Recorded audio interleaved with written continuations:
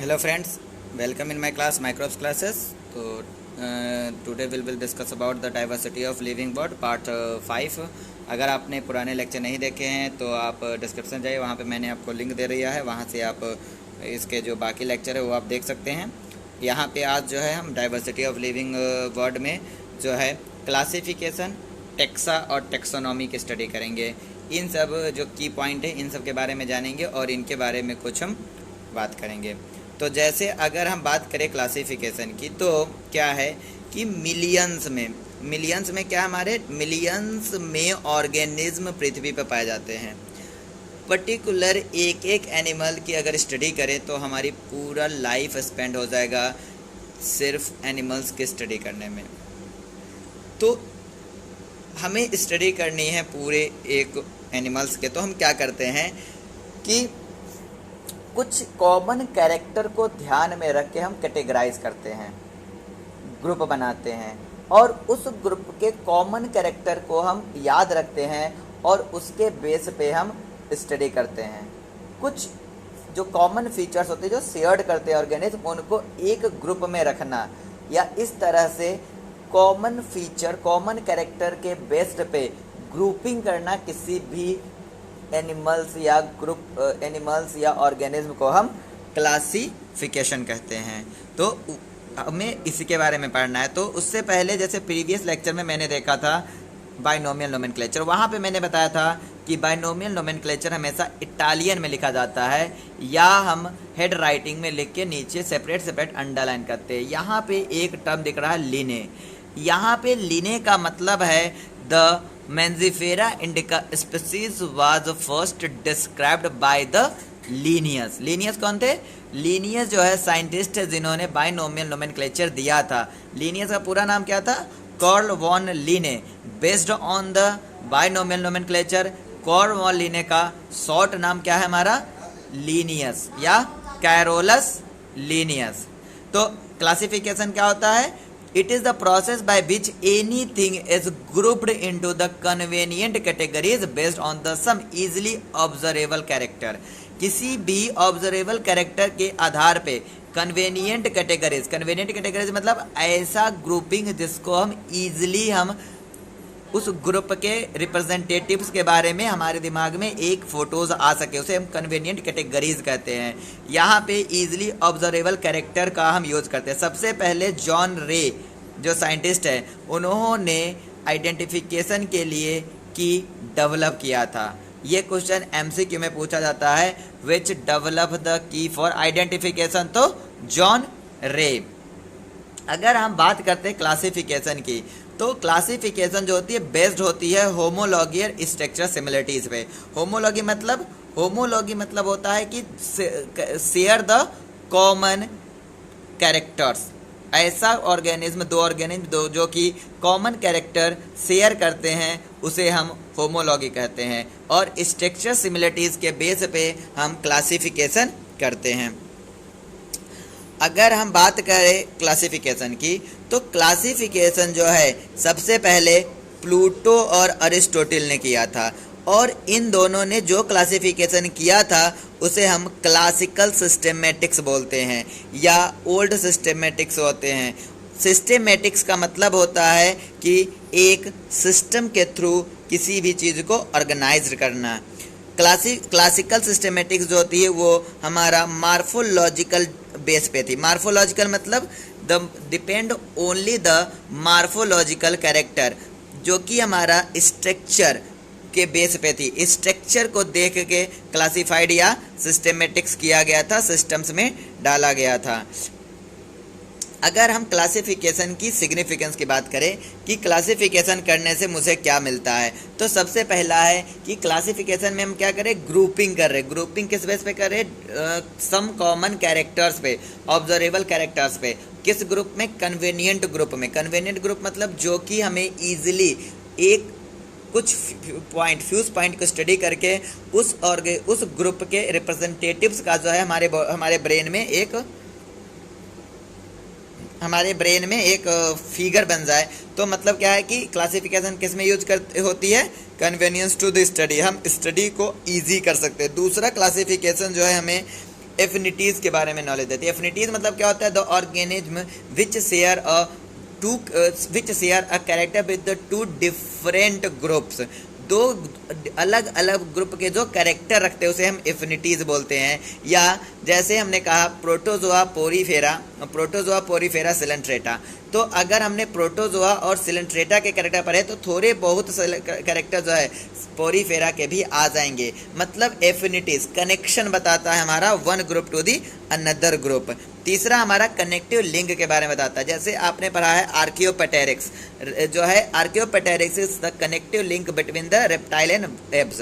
मतलब क्या है कि अगर हम क्लासिफिकेशन करें, जैसे एप्स का हमने पूरा कैरेक्टर देखा, उसके बाद हमने रेप्टाइल का कैरेक्टर देखा, फिर मैंने देखा कि कुछ ऐसे ऑर्गेनिज्म हैं जो कि एप्स और रेप्टाइल्स दोनों के कैरेक्टर शेयर कर रहे थे, तो हमने कहा कि this is a connective link between the apps और रेप्टाइल्स। तो कनेक्टिव लिंक का नॉलेज देता है। उसके बाद हमें जो है सीक्वेंस ऑफ इवोल्यूशन देता है, क्योंकि जो हम क्लासिफिकेशन कर रहे थे बेस्ड जो कैरेक्टर है उससे एक हायरार्की मिलती है। हायरार्की मतलब क्या होता है? एक सीक्वेंस मिलता है lower limit to the upper, lower से हमारे जैसे प्रोटोजोआ पोरीफेरा सिलेंट्रेटा प्लेथेहेल्मिन्थेस हो गया हमारा एनिलिडा मोलस्का। तो ये जो सीक्वेंस मिला ये इवोल्यूशन से बताया जा रहा है कि प्रोटोजोआ पहले हुआ, बाद में सबसे बाद में वर्टिब्रेटा आया। तो ये जो क्लासिफिकेशन है ये एक सिनेरियो देता है जिससे हम इवोल्यूशन के सीक्वेंस का नॉलेज हमें मिल जाता है। दूसरा हमारा क्लासिफिकेशन से हमें एडॉप्टेशन के भी नॉलेज मिलते हैं। एडॉप्टेशन क्या होता है? किसी भी पर्टिकुलर इन्वायरमेंट में किसी भी ऑर्गेनिज्म का सर्वाइव करने के लिए कुछ चेंज करना एडॉप्टेशन कहलाता है। और हमें ये फिजियोलॉजी का भी नॉलेज देता है क्लासिफिकेशन। तो क्लासिफिकेशन आपको समझ में आ गया? क्लासिफिकेशन क्या होता है? क्लासिफिकेशन होता है कन्वीनियंट ग्रुप में ग्रुपिंग करना किसी भी ऑर्गेनिज्म का based on the some observable character. जैसे हम दिमाग में आ जाता है कि कुत्ता कैट दोनों मैमल्स हैं, लेकिन इन दोनों का ग्रुप अगर हम करें, जैसे कुत्ता हो गया अलग है और मेल्स, जैसे कैनिस फेमिलियरियस है, उधर हमारा मस्का है, लियो है। तो ये जो चीज़ें हैं मतलब एक फिगर बन जाना किसी भी चीज़ को। अगला आता है टेक्सा या टेक्सॉन।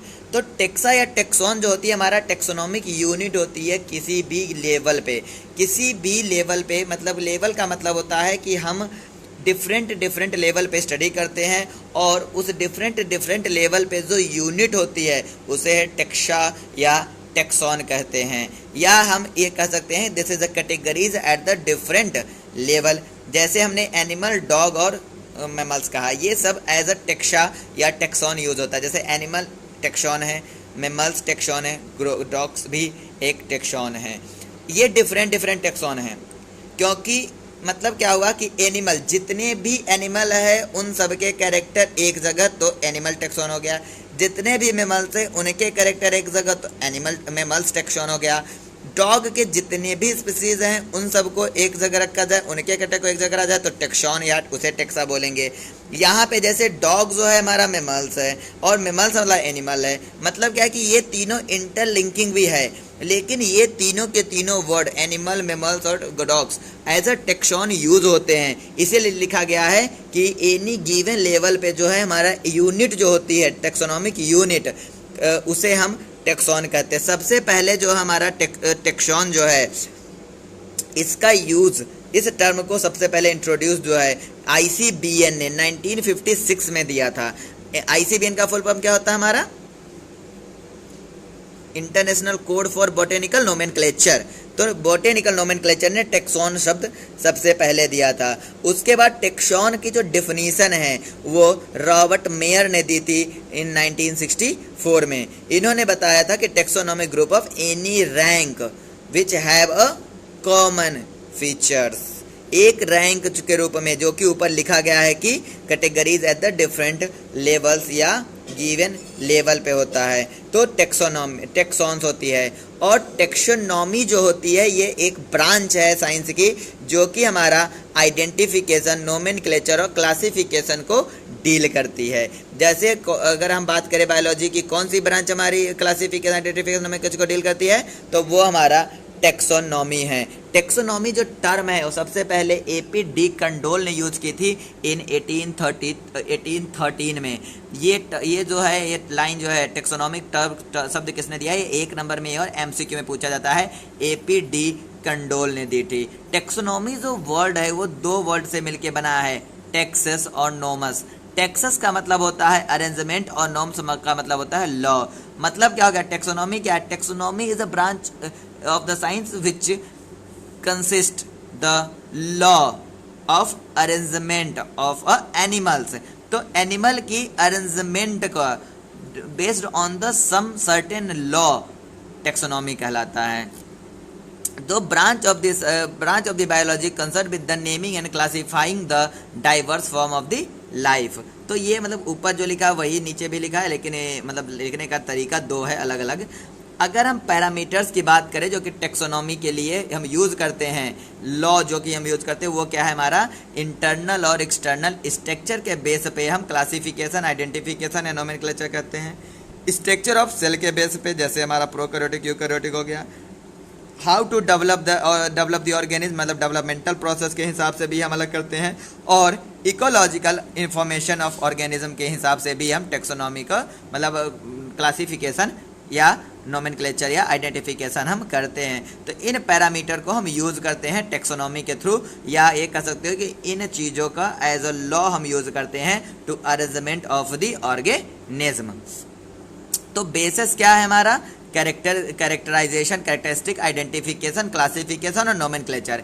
इसी बेस पर हम टेक्सोनॉमी का जो साइंस है पूरा का पूरा ब्रांच, ये इन्हीं बेस पर इन 4 कैरेक्टर पे डिपेंड हैं। सिस्टेमेटिक्स क्या होता है, सिस्टेमेटिक्स मतलब होता है arrangement of the organism. Systematic मतलब होता है सिस्टेमा, सिस्टेमा मतलब होता है systematic arrangement of the organism. और study of identification relationship among the living organism is called the systematics. यहाँ पे मैंने आपको जो है एक पिछले स्लाइड में बताया था कि क्लासिकल सिस्टेमेटिक्स किसने, प्लूटो और लीनियस ने दिया था, और टर्म सिस्टेमेटिक्स किसने यूज किया था, लीनियस ने यूज किया था। तो यहाँ तक जो है हम आपको अभी तक क्या क्या बता चुके हैं, कुछ साइंटिस्ट के नाम बताएं, जैसे एपी डी कंडोल ने क्या दिया है हमारा, एपी डी कंडोल ने क्या दिया है, यहाँ पे अभी आपने बैक में देखा है कि एपी डी कंडोल क्या दिए थे हमारे, टेक्सोनॉमी। और अगर हम बात करें सिस्टेमेटिक्स की, तो सिस्टेमेटिक्स किसने दिया है, लीनियस ने दिया है। प्लूटो और अरिस्टोटल ने क्लासिकल टेक्सोनॉमी दिया है। तो अगर आपको वीडियो अच्छा लगा और अगर कुछ भी समझ में आया तो वीडियो को कृपया लाइक कीजिए और चैनल को सब्सक्राइब करिए और अपने दोस्तों के साथ ज़्यादा से ज़्यादा शेयर कीजिए। अगर आपके कोई भी डाउट है तो आप डिस्क्रिप्शन आप जाइए, कमेंट में जाके पूछ सकते हैं, वहाँ से हम आपको 24 घंटे के अंदर आपके डाउट्स क्लियर कर देंगे। और अगर आप MBBS की तैयारी करने के बारे में सोच रहे हैं तो आप चैनल को जरूर सब्सक्राइब करें, क्योंकि after the 1 week I will provide the some lecture based on the MBBS the NEET examination, and we consider the syllabus of Indian Institute of IMS and other JPMR syllabus also we consider. So if you are wanted to make a career in the biology area, please subscribe this channel and share with your friends. Thank you for watching this video.